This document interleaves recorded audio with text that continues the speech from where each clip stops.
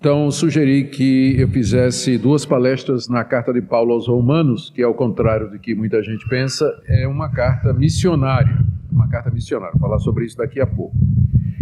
Então, hoje à noite e amanhã à noite, eu devo expor 2 capítulos da carta aos Romanos. Hoje à noite é Romanos capítulo 1, a partir do verso 18 até o verso 32, porque eu creio que esse capítulo lança todo o fundamento do argumento missionário de Paulo à igreja de Roma. Por isso, peço a sua atenção para a leitura que nós faremos da passagem dita. Romanos capítulo 1, de 18 a 32. A ira de Deus se revela do céu contra toda impiedade e perversão dos homens que detêm a verdade pela injustiça. Porquanto o que de Deus se pode conhecer é manifesto entre eles, porque Deus lhes manifestou. Porque os atributos invisíveis de Deus, assim o seu eterno poder, como a sua própria divindade, claramente se reconhecem desde o princípio do mundo, sendo percebidos por meio das coisas que foram criadas. Tais homens são, por isso, indesculpáveis. Porquanto, tendo conhecimento de Deus, não glorificaram como Deus, nem lhe deram graças. Antes se tornaram nulos em seus próprios raciocínios, obscurecendo-se-lhes o coração insensato. Inculcando-se por sábios, tornaram-se loucos, e mudaram a glória do Deus incorruptível em semelhança da imagem de homem incorruptível, bem como de aves, quadrúpedes e répteis. Por isso Deus entregou tais homens à imundícia, pelas concupiscências de seu próprio coração, para desonrarem o seu corpo entre si. Pois eles mudaram a verdade de Deus em mentira, adorando e servindo a criatura em lugar do Criador, o qual é bendito eternamente. Amém. Por causa disso, os entregou Deus a paixões infames, porque até as mulheres mudaram o modo natural de suas relações íntimas por outro, contrário à natureza. Semelhantemente, os homens também, deixando o contato natural da mulher, se inflamaram mutuamente em sua sensualidade, cometendo torpeza, homens com homens, e recebendo em si mesmos a merecida punição do seu erro.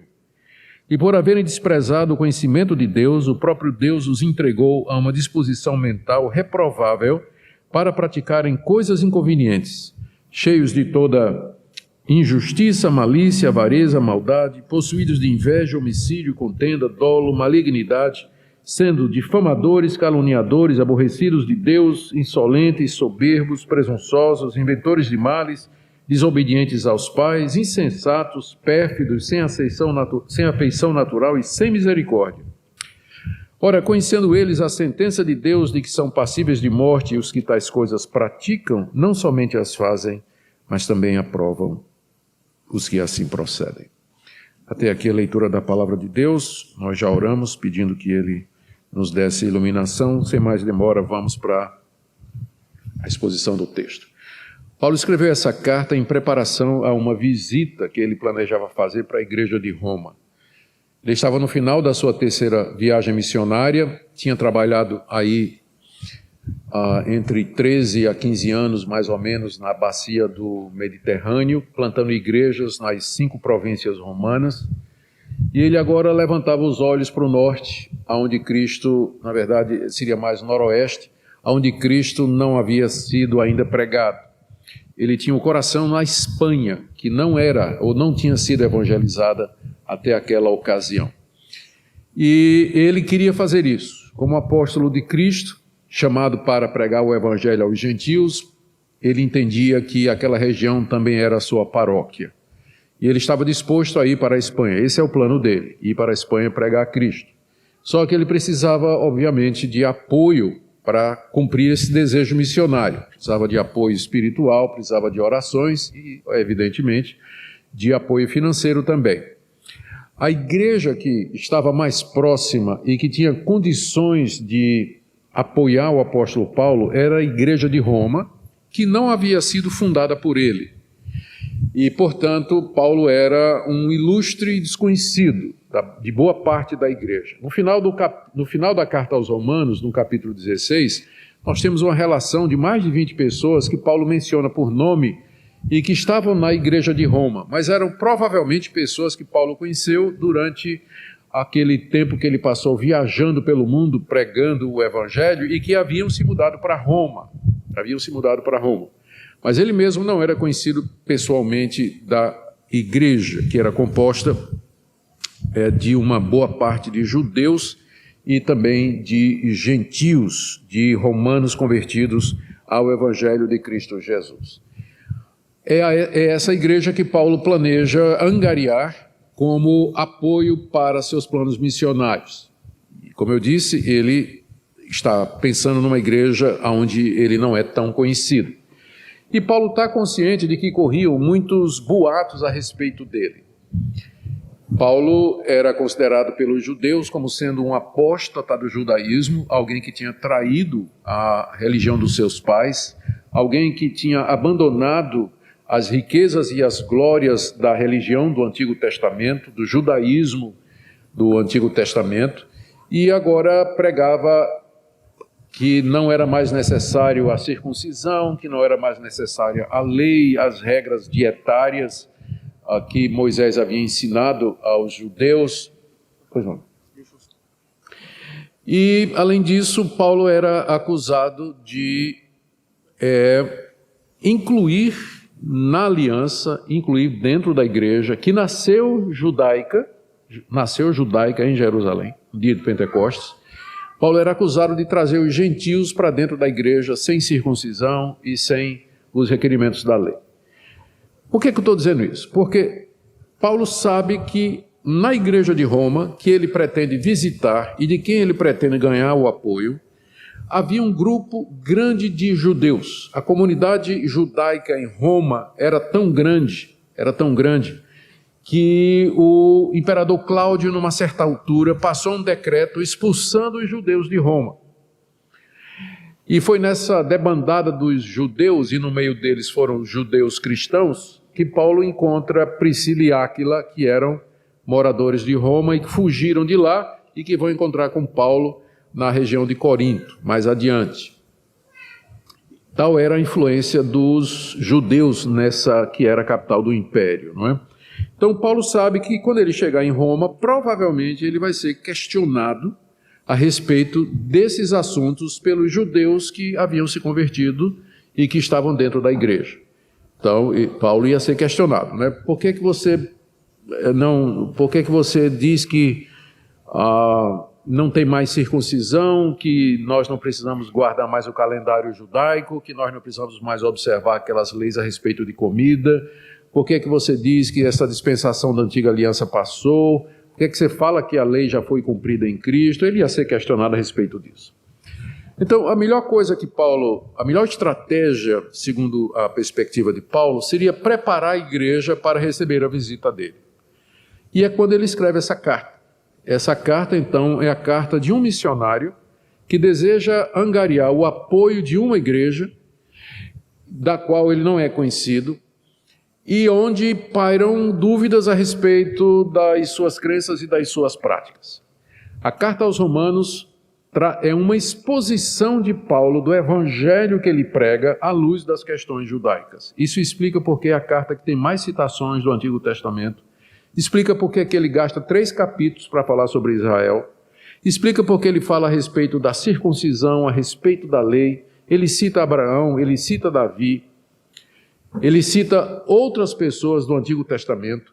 Essa é a razão pela qual a carta aos Romanos está cheia de referências ao Antigo Testamento e tem essa pegada judaica, tentando explicar algumas das questões que são decorrência do evangelho que ele prega. O plano da carta é muito simples. Nos primeiros capítulos de 1 a 3, Paulo fala a respeito da perdição de toda a raça humana. Ele quer convencer a igreja de Roma de que ele precisa ir na Espanha para pregar o evangelho. Como é que ele faz isso? Ele começa no capítulo 1 dizendo que os espanhóis estão perdidos, mesmo que eles nunca ouviram falar de Cristo e mesmo que eles não conheçam a lei de Moisés. Eles estão perdidos. Capítulo 1. No capítulo 2 ele diz, os judeus também estão perdidos. Os judeus que moram lá pela Espanha também estão perdidos, mesmo que eles receberam a lei. No capítulo 3 ele diz, judeus e gentios estão perdidos. Vai até a metade do capítulo 3, ele fala da perdição de toda a raça humana, e é onde tem aquele versículo conhecido, porque todos pecaram e carecem da glória de Deus. Todos aqui tanto judeus como gentios. Todos eles pecaram e carecem da glória de Deus. É por isso que Paulo quer ir pregar o evangelho na Espanha, diante da perdição de toda a raça humana, quer seja judeu, que tinha a revelação de Deus no Antigo Testamento, quer sejam os gentios que nunca nem ouviram falar de Moisés, da lei de Deus, de Jesus, estão perdidos do mesmo jeito. Se Paulo não cresse que os espanhóis estavam perdidos, não faz sentido ele ter escrito essa carta para angariar o apoio da igreja para pregar o evangelho lá. Era mais tranquilo Paulo deixar os espanhóis morrerem sem ouvir de Cristo, não é? Porque aí seriam inocentes, não é? Nunca morreriam sem nunca ter ouvido o evangelho, então Deus haveria de perdoar. Muita gente tem esse pensamento hoje, né? É o mito do indígena inocente, né? As pessoas pensam nas tribos, nesses povos que nunca ouviram falar de Cristo, não conhecem a revelação escrita, e o pessoal acha que no dia do juízo Deus vai perdoá-los e Deus vai salvá-los porque eles nunca ouviram falar de Cristo, então eles estariam desculpados. Não é isso que o apóstolo Paulo pensa, não. E eu espero convencer você hoje à noite. Na verdade, essa é a base para missões. Por que fazer missões? A razão inicialmente, pela perdição completa da raça humana, e sem o evangelho de Cristo, que Paulo vai expor no final do capítulo 3, capítulo 4 e capítulo 5, Paulo expõe a doutrina da justificação pela fé. Sem essa doutrina de que Deus justifica o pecador com base na obra completa de Cristo, não existe salvação possível. Não existe. Por isso que missões é urgente, por isso que missões é prioritário, por isso que missões é a obra central da igreja em todas as suas épocas, em todo lugar. Então esse é o meu propósito nessa noite e também amanhã à noite, fazer exposições da carta aos Romanos, nessa perspectiva, com o objetivo de fortalecer o empenho que os irmãos já têm por missões. É fácil ver que a igreja está comprometida com missões.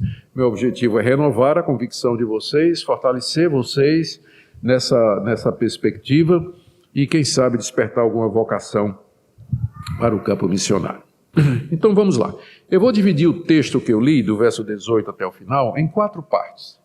Na primeira nós vamos ver a revelação de Deus à humanidade, através da natureza, que vai aí do verso 18 até o verso 20.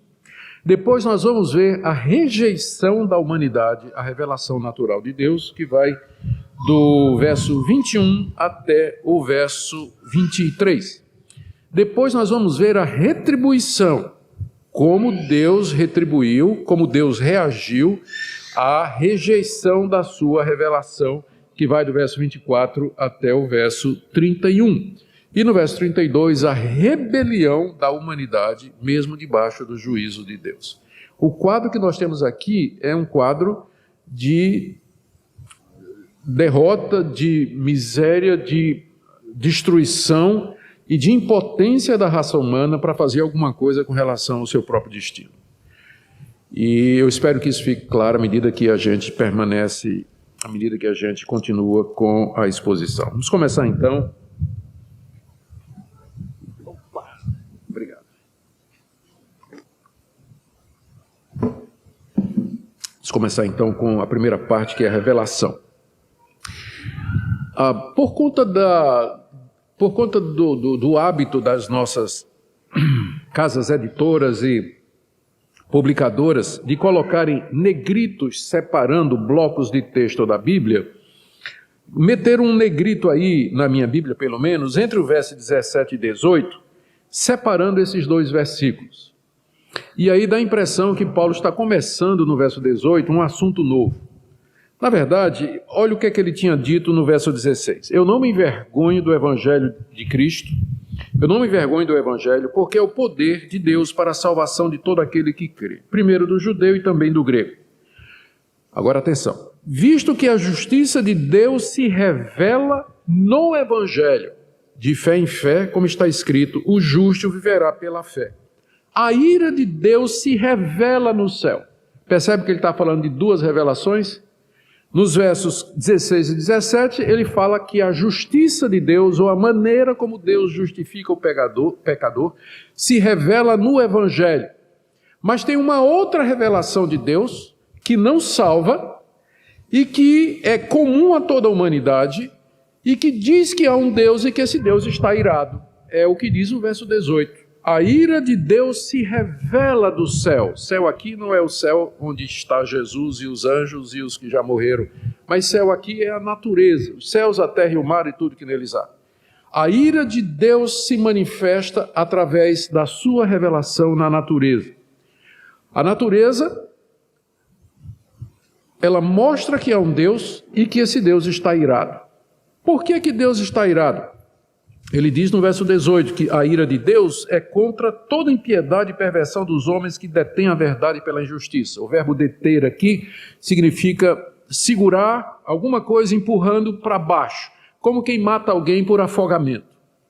Os homens sufocam a verdade de Deus com a sua impiedade e com a sua perversão. Por isso Deus está irado. Que verdade é essa, perguntaríamos a Paulo, que os homens sufocam e que deixa Deus irado? Está aí no verso 19. O que de Deus se pode conhecer é manifesto entre eles, porque Deus lhes manifestou. Deus não ficou sem dar testemunho de si mesmo e sem se revelar à raça humana. Mas no que é possível Deus se manifestar, Ele fez isso. Ele fez isso para com a raça humana. Explicado melhor no verso 20. Porque os atributos invisíveis de Deus, os atributos são as qualidades de Deus. Como Deus é invisível, os seus atributos também são as qualidades, aquilo que faz Deus o que Ele é. Os atributos de Deus, o seu eterno poder e a sua própria divindade, claramente se reconhecem desde o princípio do mundo, sendo percebido por meio das coisas que foram criadas. Paulo está dizendo aqui que por meio das coisas que foram criadas, desde o princípio do mundo, quando Deus fez os céus, a terra, o mar e tudo que neles há, através da observação da natureza, todo mundo percebe que existe um Deus e que esse Deus está insatisfeito conosco. A ira de Deus se revela através da natureza. A prova disso é que, mesmo nos povos mais primitivos, existe religião. Existe alguma forma religiosa em que eles tentam apaziguar os seus deuses, quaisquer que sejam. Apaziguar os demônios, fugir da ira de espíritos malignos. De onde é que vem esse medo e essa consciência de que existem poderes superiores? Exatamente disso aqui. Que eles podem perceber pela natureza, de que a natureza nem sempre existiu, que a natureza teve algum começo e que existe alguém que transcende as coisas naturais e que está acima desse mundo que a gente observa, que a gente vê, que a gente pode medir, que a gente pode mensurar e descobrir suas leis. Existe alguém, algo além. Isso é o que a gente chama revelação natural. Deus se revela pela natureza. Não está escrito no Salmo: os céus proclamam a glória de Deus e o firmamento anuncia a obra das suas mãos. Portanto, que existe um Deus e que esse Deus é além da natureza e que Ele é o autor de todas as coisas e que um dia nós vamos prestar contas a Ele, isso está impresso no coração de todo ser humano. Não existe ateu, no sentido de ninguém nasce ateu. Ateísmo é uma decisão que uma pessoa toma e geralmente é uma decisão de cunho moral. Decisão de cunho moral. Sem fundamentação científica nenhuma, porque a ciência não pode postular sobre a existência de Deus, isso é metafísica, isso foge do âmbito da ciência. Tem nada, a ciência não prova nem desprova a existência de Deus.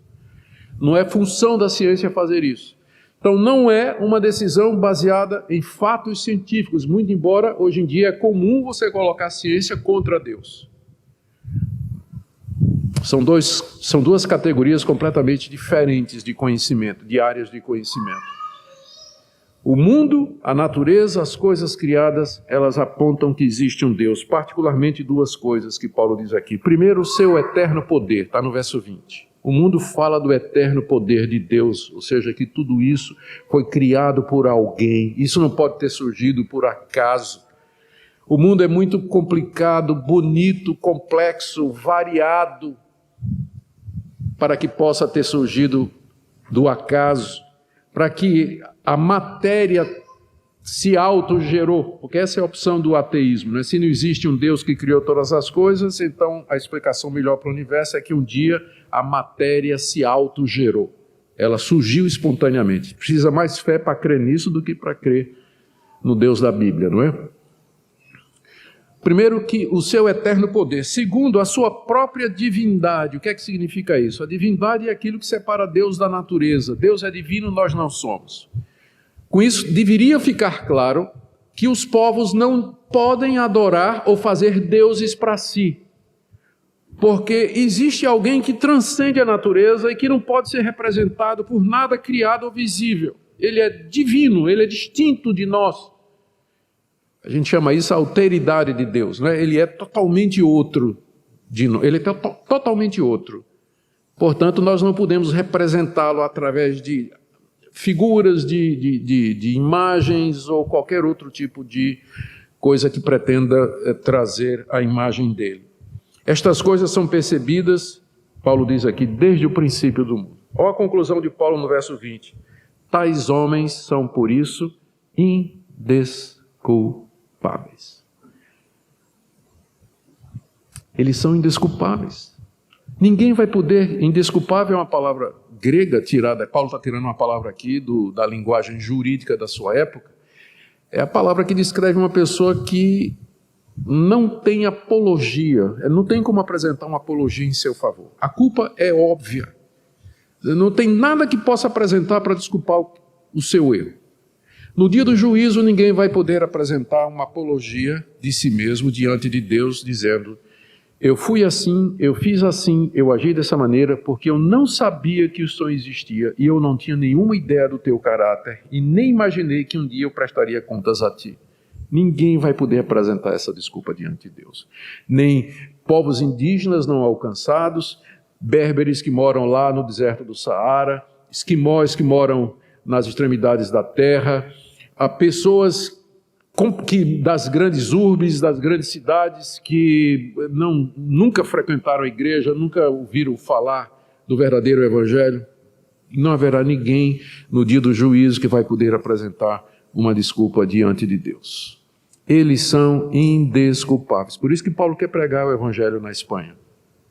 Por isso que ele quer ir lá no fim do mundo, onde Cristo nunca foi anunciado e onde as pessoas podem perceber pela natureza que existe um Deus, e é só isso que a revelação natural traz. A revelação natural, ela não salva, ela fala que existe um Deus, mas ela não diz de que maneira esse Deus pode ser apaziguado, de que maneira nós podemos nos reconciliar com esse Deus e ser aceitos por Ele. Isso aí você nunca vai descobrir olhando para a natureza, e nunca vai descobrir isso contemplando as montanhas, nem verificando a beleza animal, olhando para os céus e as estrelas de noite. Você nunca vai descobrir isso observando o mundo ao seu redor. É por isso que Paulo começou dizendo: a justiça de Deus se revela no Evangelho, não através da natureza. Por natureza, pela religiosidade do seu coração, o homem nunca vai chegar ao verdadeiro conhecimento de Deus. Não vai. Eles são indesculpáveis. Bom, apesar de Deus ter se revelado dessa maneira tão, segundo Paulo diz aqui, tão clara, não é? Por que que a humanidade toda é cheia de ídolos? Por que que a humanidade, os gentios, os pagãos, mergulharam na mais profunda idolatria, nas trevas da ignorância, na perversão dos seus caminhos, práticas imorais e violentas? Por que isso? Ele responde aqui, verso 21. E aqui vamos para a segunda parte da minha exposição. Essa primeira foi revelação e a segunda é rejeição. Porquanto eles são indesculpáveis, final do verso 20, porque tendo conhecimento de Deus, Que afirmação forte, né? Paulo está dizendo aqui, eles têm conhecimento de Deus. O pagão tem conhecimento de Deus, o selvagem tem conhecimento de Deus. Tendo conhecimento de Deus, deixaram de fazer duas coisas, que poderiam ter feito através da revelação natural. Primeiro, não o glorificaram como Deus. Segundo, nem lhe deram graças. Essas duas coisas, pelo menos, eles poderiam ter feito. Poderiam ter glorificado a esse Deus, mesmo sem saber o nome dele, mas reconhecer que existe alguém acima da criação, que não pode ser identificado com ela, que é eternamente poderoso e que é santo, justo e verdadeiro, a quem nós vamos prestar conta. E segunda coisa, agradecer a esse Deus, mesmo sem saber o nome, pela chuva, pela colheita, pelas estações do ano, pela prosperidade, pela fertilidade e tudo mais de bom e maravilhoso que Deus nos concede. A revelação natural seria suficiente para que os pagãos, para que o homem glorificasse a Deus e rendesse graças a Ele pelas bênçãos materiais. Mas em vez disso, o que é que eles fizeram, diz aí o apóstolo Paulo. E a partir daqui do verso 21, você percebe, tem uma escadinha para baixo. Veja só, cada degrau. Primeiro, antes, verso 21, se tornaram nulos em seus próprios raciocínios. Raciocinar não é errado. O problema é que o raciocínio, o pensamento humano, ele precisa de um referencial. Na hora que você tira Deus como referência, lembrando que Deus nos fez a sua imagem e semelhança, nós somos teorreferentes.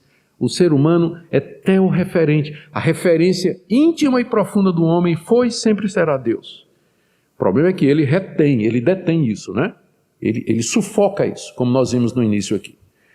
Na hora que eles abandonaram Deus do pensamento, que rejeitaram a revelação natural, eles perderam o rumo. E a mente continuou raciocinando, mas ela agora não tem mais orientação. O homem, depois da queda, ele continuou pensando. Depois do pecado, ele continuou raciocinando. Só que agora o seu raciocínio, ele não está mais orientado para Deus. E o resultado, Paulo diz aqui, é que eles se anularam, se tornaram nulos em seus próprios raciocínios. As conclusões que eles chegaram eram conclusões completamente diversas da verdade que Deus havia revelado. Paulo provavelmente está falando aqui dos filósofos da sua época. E na época de Paulo, havia já uma grande tradição filosófica que permeava a cultura helenística daquela época. Platão era admirado, Aristóteles era admirado, era querido, todos os filósofos gregos eram amados. Os gregos gostavam de filosofia como o brasileiro gosta de futebol. E os grandes ídolos dos gregos eram exatamente os grandes filósofos. Paulo está dizendo que o raciocínio deles é nulo. Não é que a mente humana não possa captar verdades. Na verdade, nós até aproveitamos descobertas feitas por descrentes. Cientistas ateus, eles fazem descobertas maravilhosas de como o mundo funciona, ciência, e de que maneira aquele conhecimento pode ser usado para beneficiar a raça humana, tecnologia. Então, ciência e tecnologia, a maior parte das vezes vem de gente que não tem qualquer referência a Deus. O homem continua pensando, ele continua pesquisando, mas só que no final, a inclinação do seu coração ao ver todas essas maravilhas nunca vai ser Deus. Mas serão deuses que ele vai inventar, como Paulo vai dizer em seguida aqui. Primeiro, a mente. Eles se tornaram nulos nos seus raciocínios. Isso leva a um degrau para baixo. Obscureceu-se o coração insensato deles. O coração deles ficou escuro. Primeiro a mente se tornou nula. Passo seguinte, o coração ficou escuro. O coração na Bíblia, geralmente se refere à sede da existência humana. Aquilo que nós somos. Aquilo escureceu. Você já ficou num quarto escuro? Totalmente escuro, você não sabe nem mais onde é a porta, nem o interruptor. É horrível essa sensação. Você perde referência, você não sabe de onde veio, para onde vai, para que lado se virar. Você não sabe.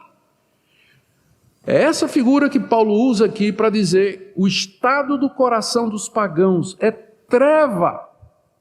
treva profunda.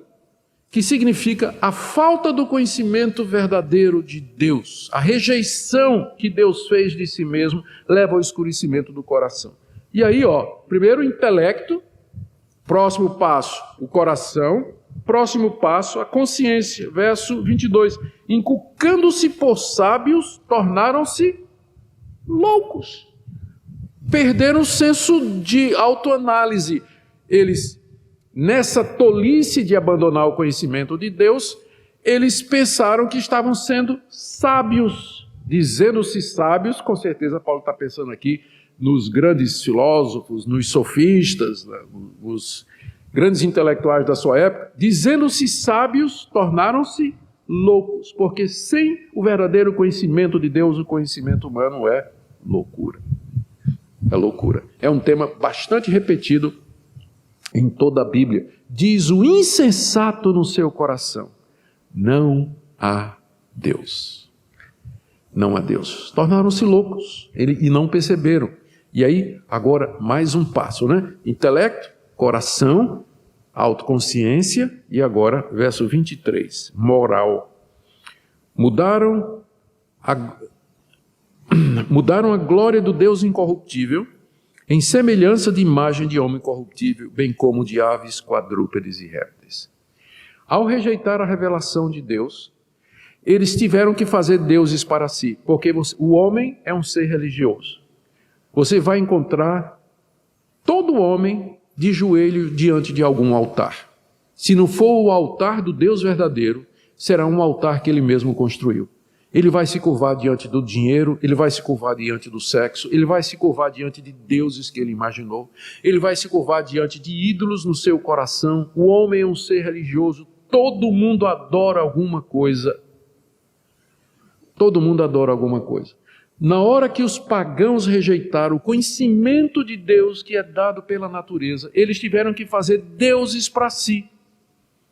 Percebem a tolice? Eles trocaram, como Paulo diz, a glória do Deus incorruptível, em vez de adorar o Deus que não se corrompe, quer dizer, ele não morre, e portanto a sua carne, seu corpo não apodrece, enquanto que os animais, quadrúpedes e répteis e os homens apodrecem.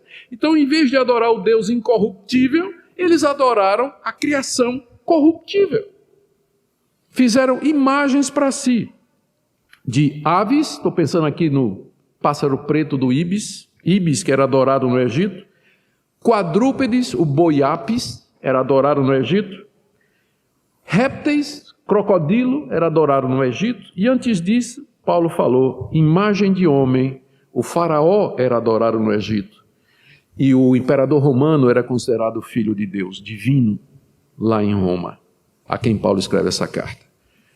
Que coisa, né? O homem vai descendo, né?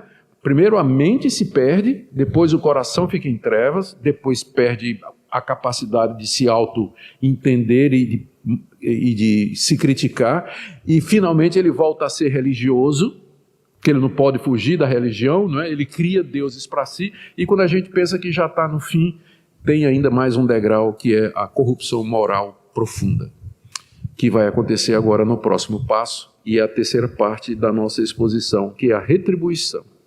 O que Deus fez? O que Deus fez diante da rejeição da humanidade, diante da revelação que ele fez de si mesmo na natureza, uma revelação clara? Os homens detiveram a verdade, sufocaram, afogaram a verdade que está no seu coração, na sua consciência, na sua observação, está ao alcance dos seus olhos. Os homens sufocaram isso. Eles começaram a raciocinar sem levar Deus em consideração. Resultado, o coração se encheu de trevas, eles perderam o senso de autoanálise e voltaram, expressaram a sua religiosidade adorando alguma coisa menos do que Deus, adorando toda a criação em vez do Criador. E o que é que Deus fez então? Deus deu a eles o pior castigo de todos.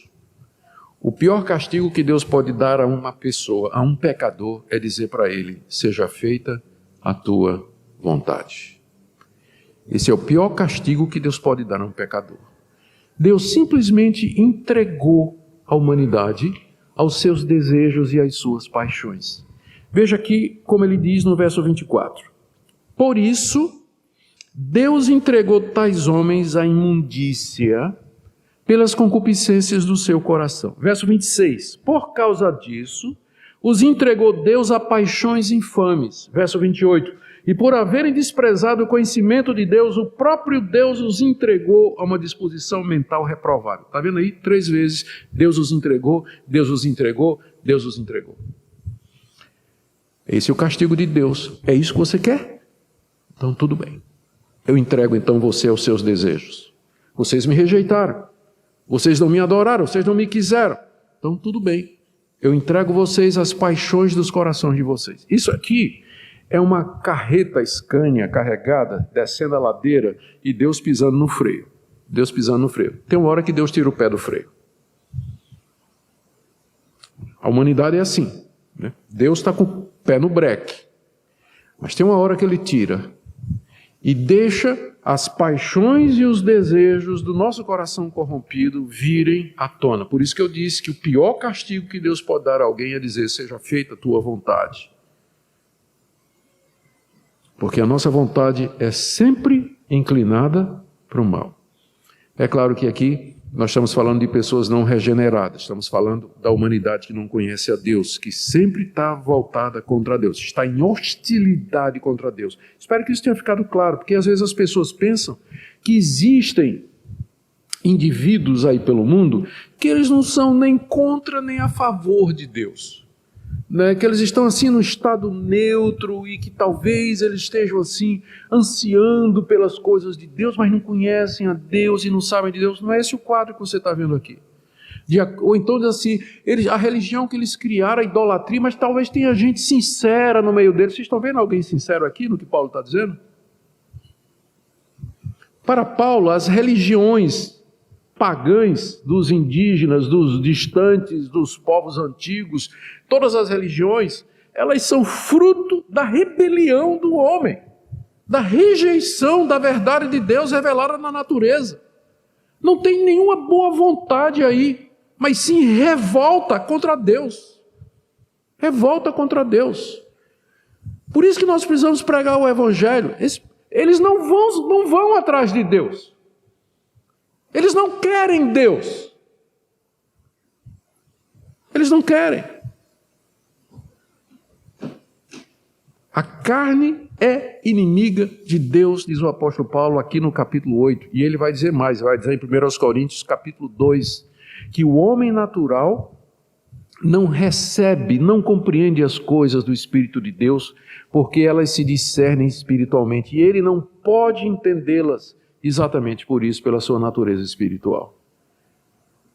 Deus entregou a humanidade aos seus desejos e suas paixões. Você agora pode entender por que é que existe toda essa depravação, todo esse ódio, toda a história da humanidade é marcada por guerras, é marcada por massacres, por ódio das pessoas umas pelas outras, por todo tipo de perversão sexual, por todo tipo de roubo, de desonestidade, de falatório, de denigrir a imagem do outro. E com as redes sociais isso ficou mais evidente ainda, né? As redes sociais deram voz e vez aos tarados, aos perversos, aos imorais, aos depravados de todo tipo. E aí, isso que Paulo está descrevendo aqui está bem patente aos nossos olhos. Essa é a situação da humanidade. 3 vezes Paulo diz: Deus os entregou às suas paixões infames. Primeiro, verso 24. Deus entregou tais homens à imundícia pelas concupiscências do seu próprio coração. Concupiscência quer dizer desejos maus do seu próprio coração, para desonrarem seu corpo entre si. Deus, sendo justo, quando castiga sempre na proporção da falta cometida, porque Ele é justo. Então, qual foi o pecado da humanidade? A humanidade desonrou a Deus ao rejeitá-lo e adorar a criação. Deus, então, entregou a humanidade a si mesma para que ela desonrasse, então, a si própria. desonrasse o seu próprio corpo. É o que ele está dizendo aqui. Por isso Deus entregou tais homens à imundícia pelas concupiscências do seu próprio coração, para desonrarem seu corpo entre si. Pois eles mudaram a verdade de Deus em mentira, adorando e servindo a criatura em lugar do Criador, o qual é bendito eternamente. Amém. Então, Deus os entrega aos desejos do coração para que eles se desonrem. Por quê? Porque eles desonraram a Deus. E como Deus é justo, o castigo é na proporção do pecado cometido. Vocês me desonraram, então vocês serão desonrados. Entre vocês, vocês vão se desonrar.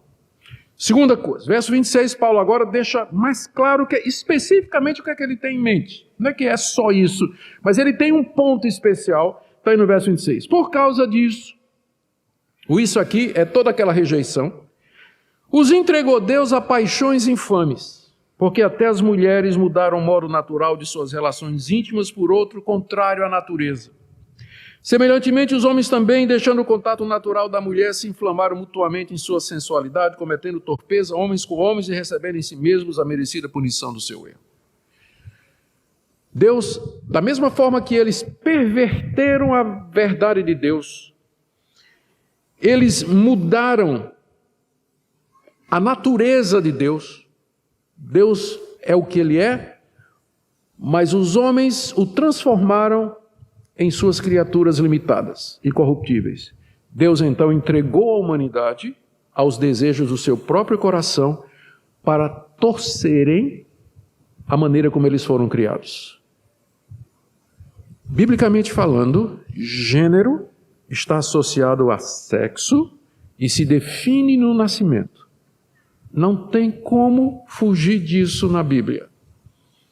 Nós somos determinados sexualmente e genericamente no nascimento.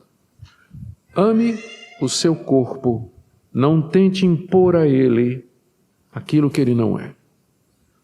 Ame a maneira como Deus lhe fez. Não se revolte contra isso, é mais uma revolta contra Deus. É mais uma.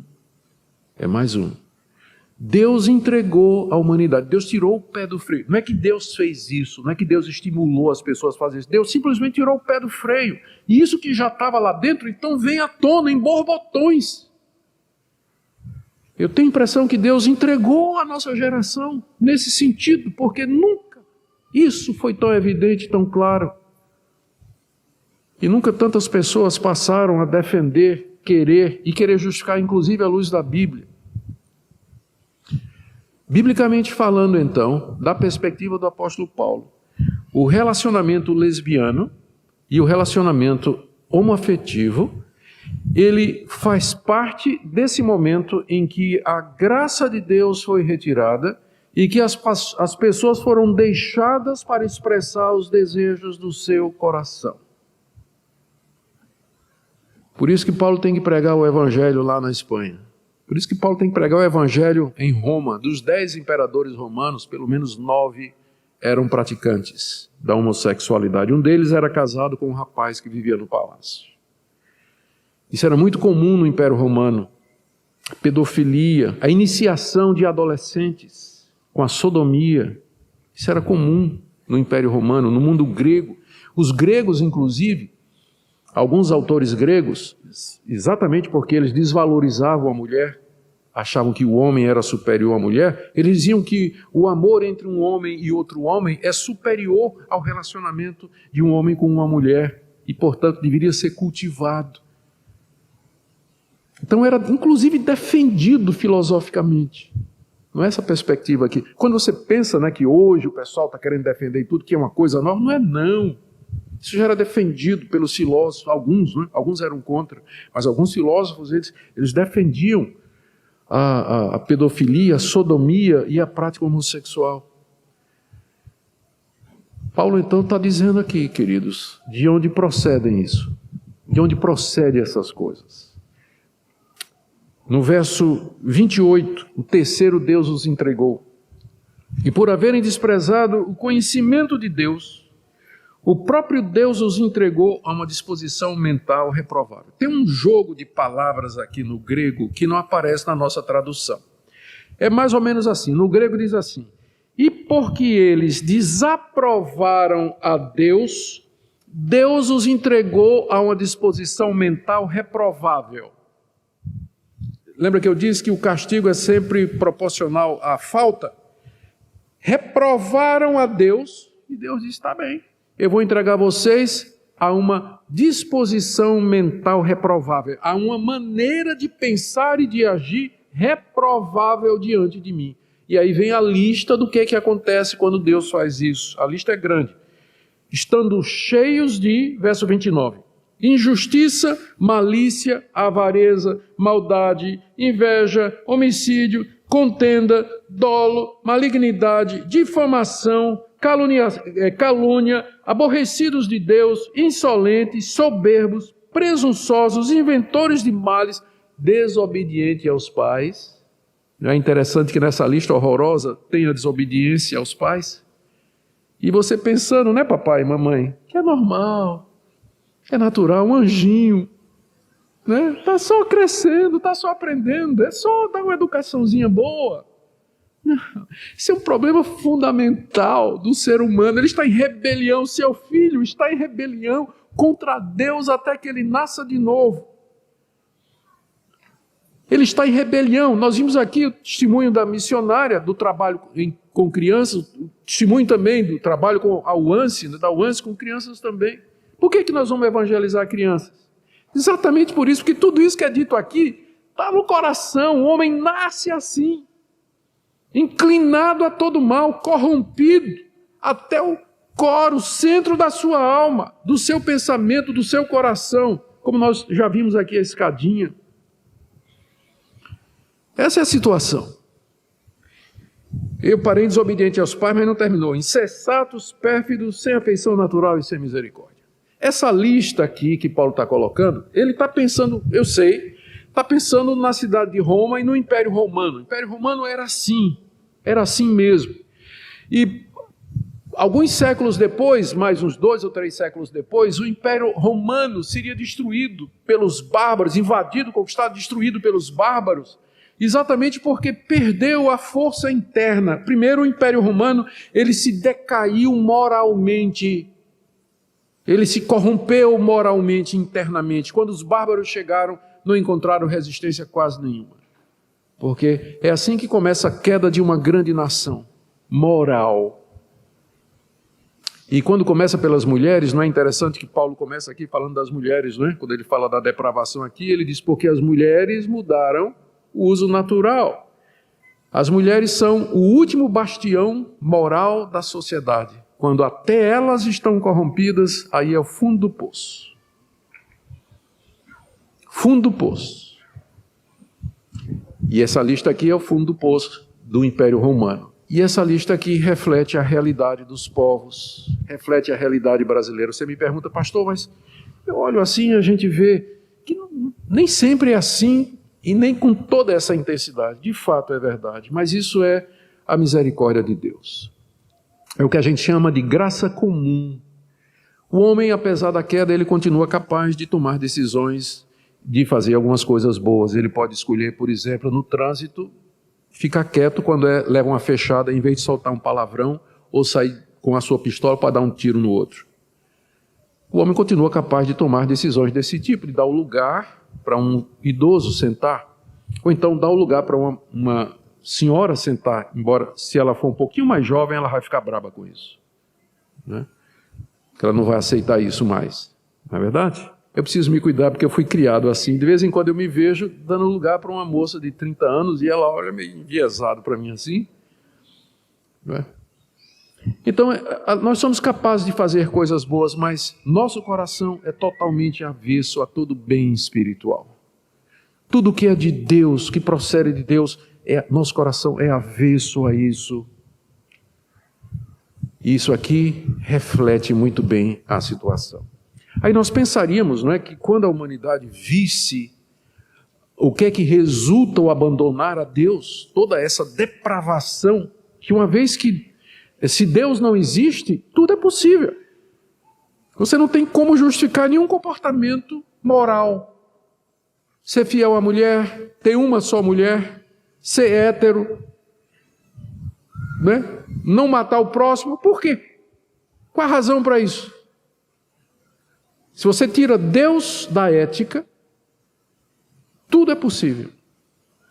Então, a gente vê as pessoas defendendo esses absurdos na sociedade de hoje, nas redes sociais, e a gente pergunta, será que esse pessoal, isso aí o pessoal não percebe que é o castigo de Deus? Olha o que Paulo diz aqui no verso 32, que é a quarta parte da minha mensagem, rebelião. Ora, conhecendo eles a sentença de Deus, de que são passíveis de morte os que tais coisas praticam, não somente fazem, mas também aprovam os que assim procedem. A gente poderia pensar que a humanidade retrocederia. Deus revelou, eles rejeitaram, Deus retribuiu com mais pecado, deixando que eles se atolassem no pecado e produzisse todo tipo de confusão e de desordem na sociedade. Pensaríamos que isso levaria o homem ao arrependimento, mas não. O que é que eles fizeram? Mesmo sabendo, Paulo está dizendo aqui, eles conhecem a sentença de Deus. Vocês acham que eles não sabem? Está gravado aqui, aqui no coração. Eles sabem que tem um Deus e que eles um dia vão prestar contas diante desse Deus. Eles conhecem que há um Deus que vai passar uma sentença e que essa sentença é morte. Mas sabe o que é que eles fazem? Eles trincam os dentes e dizem: eu prefiro ir para o inferno, mas eu não me rendo a esse Deus. Que venha o inferno eterno, eu prefiro queimar eternamente no inferno a me sujeitar a esse Deus e aceitar o seu Filho como meu Salvador. Sabendo a sentença de Deus de que são dignos de morte, morte aqui não é só morte física, mas morte eterna, morte, o castigo de Deus para o pecador. Sabendo disso, eles não somente praticam, mas até aprovam os que assim procedem. Ou seja, não somente eles mesmos fazem, mas eles encorajam os outros a fazer. Vinde, vamos queimar tijolos aqui, vamos fazer uma torre que alcance até os céus. Lembra a história de Nimrod? Deve lembrar por causa da novela de Gênesis, né, que todo mundo está assistindo aí. Então, né, vamos fazer uma torre que alcance até o céu. Pecadores encorajando pecadores a desafiar a Deus. A Torre de Babel é o melhor exemplo disso. Esqueça a novela lá, ela tem muita inconsistência, preenche muita lacuna, né? Eu não estou assistindo não, viu, gente? Só para vocês terem uma ideia. Vamos concluir? Quais são as aplicações e conclusões que a gente tira para missões a partir disso aqui? Primeiro, está muito claro por que nós precisamos pregar o Evangelho a toda criatura. A humanidade está cega, ela está perdida e ela é impotente para fazer alguma coisa. Ela não pode fazer nada. Não quer fazer nada e não pode fazer nada. Segunda coisa que nós aprendemos aqui.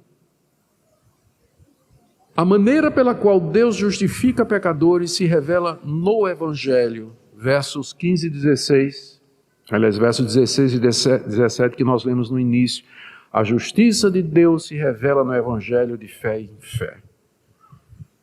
Se nós não formos levar a essas pessoas a boa nova, primeiro a gente tem que começar com a má notícia, né?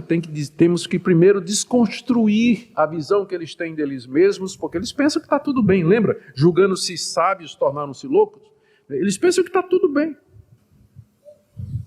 Primeiro nós temos que desconstruir a perspectiva que eles têm deles, tirá-los do conforto onde eles se esconderam de Deus.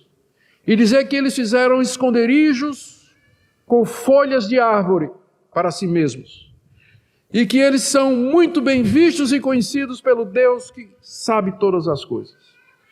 Depois a boa nova, que esse Deus em Cristo Jesus veio em busca do pecador perdido.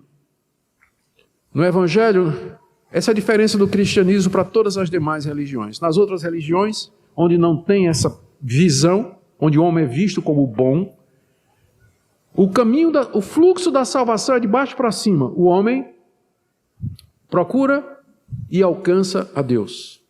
O cristianismo histórico é a única religião mundial em que o fluxo é ao contrário. Deus é que vem ao encalço do pecador, porque o pecador não pode fazer nada, ele não quer fazer nada, ele está debaixo da ira de Deus, ele não quer se converter, ele não pode se converter, ele não quer crer, ele não pode crer por ele mesmo. Se Deus não vier ao seu encontro e libertar a vontade dele, clarear sua mente, ajustar o seu pensamento e atraí-lo para o Evangelho de Cristo, de forma que ele venha muito livremente, quebrantado, arrependido, aos braços do Salvador. A última lição que eu quero tirar eu espero que não haja ninguém aqui, não creio que haja, mas é meu dever como pregador trazer essa implicação. Que não haja ninguém aqui que tenha alguma ilusão de que pessoas que nunca ouviram falar de Cristo no dia do juízo vão ser salvas. Elas não serão. Deus vai julgá-las de acordo com a luz que eles receberam. Claro, Deus não vai chegar para um pagão que mora lá no meio da Amazônia e dizer: por que você não aceitou meu filho? Hã? Quem é teu filho? Nunca ouvi falar. Deus não vai fazer isso. Mas Deus vai julgá-lo pela luz da natureza e pela luz da consciência dele, onde ele sabe a sentença de Deus. E mesmo assim continuou a adorar o sol, lua, estrela e toda a criação. Espero que não haja ninguém aqui assim. E pela graça de Deus, amanhã nós vamos falar um pouco mais positivamente, do Evangelho que salva. Primeiro eu falei da parte negativa, ainda bem que Romanos não acaba só no capítulo 1, Mas amanhã eu vou falar desse evangelho que nós devemos pregar. Que evangelho é esse que nós temos que levar? E esse evangelho só vai fazer sentido se você entender Romanos 1. Se você não entendeu Romanos 1, Romanos 3, que nós vamos falar amanhã, você não vai entender. Vamos orar? Ó Pai querido, que situação de miséria, de destruição, de morte e desgraça o pecado nos reduziu. Senhor, nós reconhecemos que somos indignos de Ti. Reconhecemos, ó Deus, que somos merecedores do Teu juízo e da Tua condenação. É por isso que com grande surpresa, alegria e gozo, que nós ouvimos a boa notícia de que o Senhor quer salvar pecadores. O Senhor quer perdoar. O Senhor busca a reconciliação mediante Cristo Jesus. Ó Deus, que boa notícia para pecadores perdidos. Ajuda-nos a levar essa mensagem ao mundo inteiro, porque todos pecaram e carecem da Tua glória. É o que nós pedimos em nome de Jesus. Amém. Obrigado, irmãos.